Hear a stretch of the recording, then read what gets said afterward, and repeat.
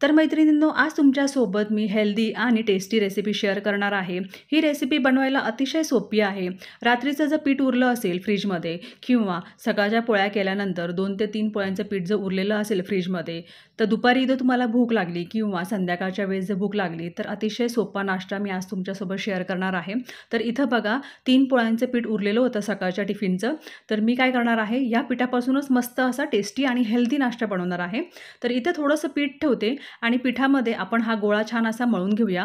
कारण की काय आहे ना, की पोळ्यांसाठी आपण सॉफ्ट म्हणजे नरम पीठ मळतो, पण याच्यासाठी आपल्याला थोडंसं हार्ड पीठ हवं आहे। तर मी काय केलं, थोडंसं सुकं पीठ घालून छान असं त्याला कडक करून घेतलं।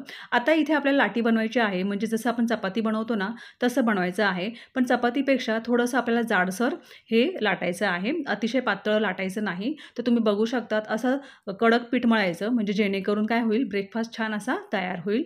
तर तुम्ही बघू शकता चपातीच्या आकाराचं आपल्याला बनवायचं आहे, फक्त थोडंसं जाड ठेवायचं। तर इथं मी काय करते, आपल्याला चौकोनी भाग करायचा आहे, तर साईडची जी किनार आहे ना ती कापून घेते।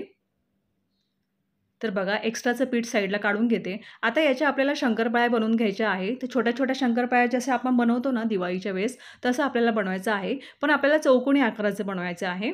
तर बघा इथे मी सरळ कट देऊन झालेला आहे। आता मी इथे आडवे कट देते। शेप आपला चौकोनी राहिला पाहिजे, तर याची काळजी घ्यायची। तर इथं बघा सर्व मी कापून तयार केलेले आहेत, तुम्ही पाहू शकता। आता बघा दोन्ही साईडचे अपोझिट किनार आपल्याला पहिले जॉइन करायचे आहे, त्याच्यानंतर पाठीमागून असं वळून त्याला जॉइन करायचं आहे। आणखीन एखाद 2 मी दाखवते तुम्हाला। बघा एक पीस घेतला, त्याचे जे अपोझिट डायरेक्शनचं जे किनार आहेत ते जॉइन करायचे, त्याच्यानंतर पाठीमागून त्याला फोल्ड करून असं जॉइन करायचं। बस सोप्पं आहे खूपच। तर अशा पद्धतीने आपण सर्व नाश्ता बनवून घेऊया। तर ह्या पिठामध्ये साधारण 3 जण नाश्ता करू शकतात, इतकी क्वांटिटी बनवून तयार होते। तर बघा सर्व बनवून मी तयार केले आहे। एका कढईमध्ये मी पाणी उकळायला ठेवलं होतं। पाणी छान असं खळखळून उकळून द्यायचं, त्याच्यामध्ये मीठ घातलं अर्धा चमचा, थोडंसं तेल घालायचं, म्हणजे काय होईल ना, की एकमेकांनाही चिटकणार नाही। आता खळखळत्या पाण्यामध्ये याला आपल्याला सोडायचं आहे। तर साधारण आहे ना, आपण 5 मिनिटं याला छान असं मीडियम फ्लेमवरती, म्हणजे सुरुवातीला काय करायचं, उकळी येईपर्यंत आणि नाश्ता त्याच्यामध्ये सोडेपर्यंत गॅस आपल्याला फास्ट ठेवायचा आहे। जसं पूर्ण तुम्ही याच्यामध्ये घालणार ना नाश्ता, त्याच्यानंतर मीडियम करायचा गॅस आणि त्याच्यावरती झाकण ठेवून साधारण 5 मिनिटं छान असं उकळून घ्यायचं। तर साईडला एक कढई ठेवली आहे, त्याच्यामध्ये 1.5 पळी तेल घालायचं। तेल छान गरम झालं की आपण याच्यामध्ये मस्त खमंग तडका देऊन घेऊया। तर इथे मोहरी घातली आहे, 5 ते 6 कढीपत्त्याची पानं घातलेली आहे। नाश्ता खूप हेल्दी बनून तयार होतो, तर तुम्ही शेवटपर्यंत नक्की पहा। हिंग घातला, हिंग घातल्यानंतर छान मस्त खमंग सुगंध सुटला आहे। आता याच्यामध्ये मी एक मोठ्या साईजचा कांदा घातला आहे बारीक चिरून। कांदा घालायचा आणि साधारण आपल्याला कांदा असा ट्रान्सपरंट आणि मऊसूत होईपर्यंत फ्राय करायचा आहे। तर साधारण 1 मिनिट लागू शकतो। तर 1 मिनिटामध्ये आपल्याला मीडियम फ्लेमवरती कांदा छान फ्राय करून घ्यायचा। तुम्ही बघू शकता कांदा फ्राय झालेला आहे। तर एक मोठ्या साईजचा टोमॅटो बारीक चिरून मी याच्यामध्ये घातलेला आहे। टोमॅटो देखील आपल्याला साधारण 30 सेकंडपर्यंत फ्राय करून घ्यायचा आहे। तर आपण काय करूया, याच्यावरती थोडंसं मीठ घालूया, अर्ध्या चमच्याला पण कमी आपण मीठ घालूया आणि याला व्यवस्थितपणे फ्राय करून घेऊया। मीठ घातल्यामुळं काय होतं, टोमॅटो छान असा सॉफ्ट होतो। आता याच्यामध्ये आपण शिमला मिरची देखील घालूया। तर बारीक चिरून एकच शिमला मिरची घेतली बारीक चिरून, ती पण याच्यामध्ये घालून घेतली आहे। जितक्या भाज्या तुम्हाला याच्यामध्ये घालायच्या आहे ना तुमच्या आवडीच्या, तितक्या तुम्ही घालू शकतात, म्हणजे वाटाणा झाला, गाजर झालं आणि कोबी झाला, घालू शकतात। खूप अप्रतिम बनून तयार होतो। तर 5 मिनिटानंतर झाकण काढलेलं आहे आणि नाश्ता आपला छान असा उकळला आहे, शिजला आहे परिपूर्ण, तुम्ही बघू शकतात। तर एका प्लेटमध्ये सर्व मी काढून घेते। तर नाश्ता खूप हेल्दी बनून तयार होतो, कारण की गव्हाच्या पिठापासून बनवला आहे ना त्याच्यामुळे। तर हे पाणी जे आहे ना ते आपल्याला ठेवायचं आहे, याचा आपण वापर करणार आहोत पुढे जाऊन।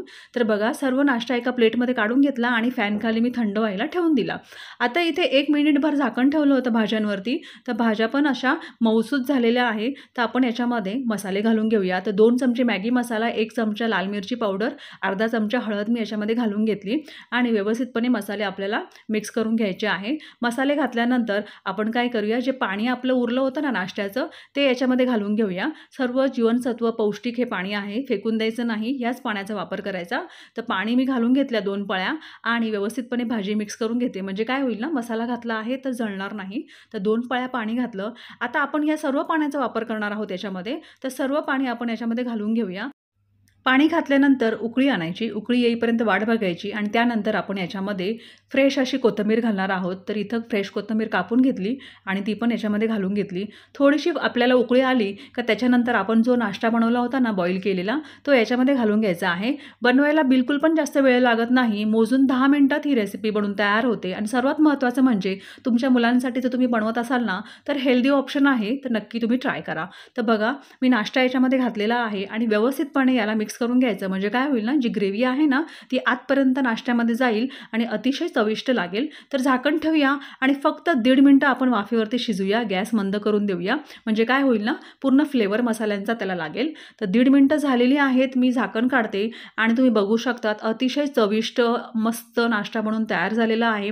तुम्ही विश्वास ठेवा, खूपच सुंदर हा नाश्ता बनून तयार होतो. त्याच्यामुळे तुम्ही एकदा ट्राय करा, तुम्हाला नक्कीच आवडेल. आणि असं मधल्या वेळेमध्ये जर भूक लागली तर खूप छान बेस्ट ऑप्शन आहे. तर मी आशा करते मैत्रिणींनो की रेसिपी तुम्हाला आवडली असणार. खूप हेल्दी रेसिपी आहे कारण की गव्हाच्या पिठापासून बनवलं आहे. तर नक्की ट्राय करा आणि मला कमेंट करून नक्की कळवा की तुम्हाला रेसिपी कशी वाटली. भेटूया अशा हेल्दी आणि मस्त रेसिपीसोबत. तोपर्यंत रेसिपी ट्राय करा. तुमची आणि तुमच्या मुलांची परिवाराची पूर्णपणे काळजी घ्या. Bye bye.